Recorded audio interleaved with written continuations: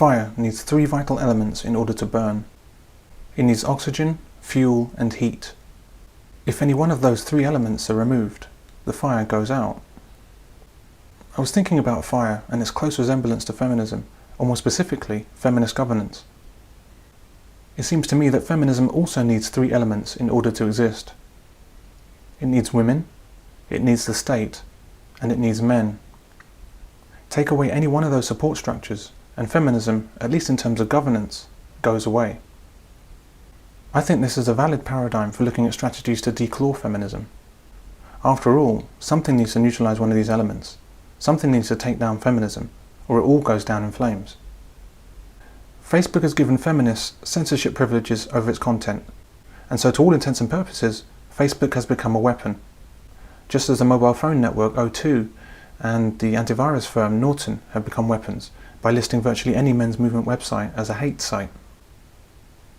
Even the website of registered UK political party, Justice for Men and Boys, is, according to O2, a hate site. You really couldn't make it up. Feminists now decide what is okay and not okay to be on Facebook.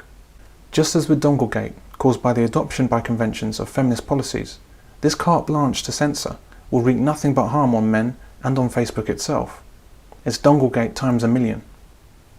Personally, I don't think Facebook matters at the end of the day, but it is a further warning, should one be needed, about how unpopular the message of the men's movement is and how the guns are not just drawn against men, but are surely firing as well. Our space to breathe is being squeezed. Now, when firemen tackle a large fire, it's typically difficult to remove oxygen and difficult to remove the fuel, and so they focus on pouring water on the fire in order to remove the heat. By doing so, these men break the triangle and they win. They always win.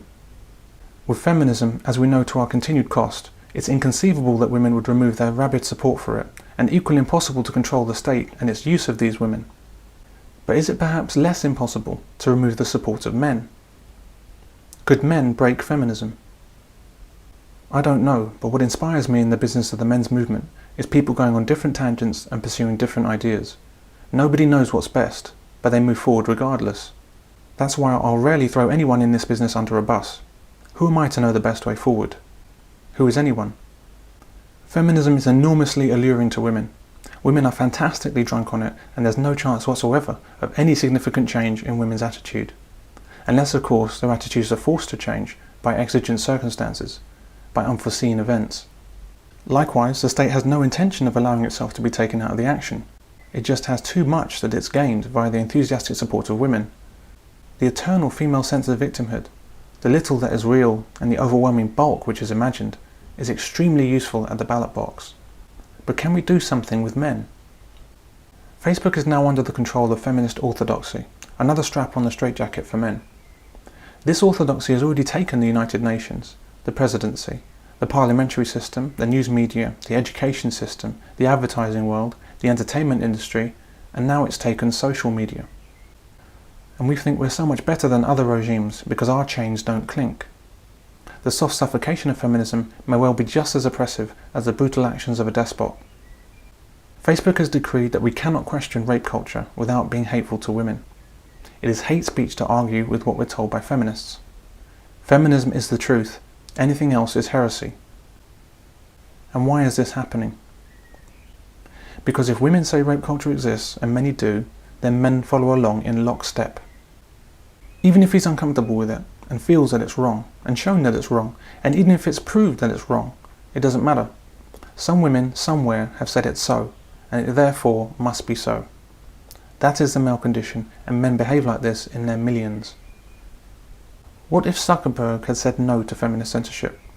What if he flat out said no? He says he would say no to government eavesdropping and fight it. But he meekly serves up Facebook to feminist oversight without so much as a squeak. He's capable of fighting the man, but not what he perceives to be the woman. My focus will always be on what can change rather than what can't. In the same way that if I was looking to fix a leaky roof, I'd focus on the roof, not the rain clouds. Rain is going to fall regardless, but it's down to the roof if I get wet. Women are going to support feminism forever, and the state will reap the rewards of using these women forever. The question is, what will men do?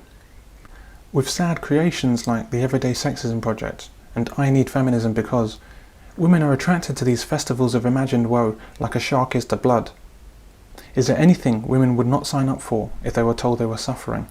Yeah, so just sign it, that's all. Nothing big. Just signing a petition to end women's suffrage. To eliminate women's suffrage. You're voicing your support to end women's suffrage. Your right to vote. Thank you! There's nothing I can see to do about this propensity for endless complaint, although I'd love to be proved wrong. It's an admittedly faint hope, but I think men are the key that might have a little turn in them. Some of them anyway, and who knows, maybe even enough of the right men to make a difference one day. Just as with tackling fire, we don't need to tackle it all, just one of its vital elements.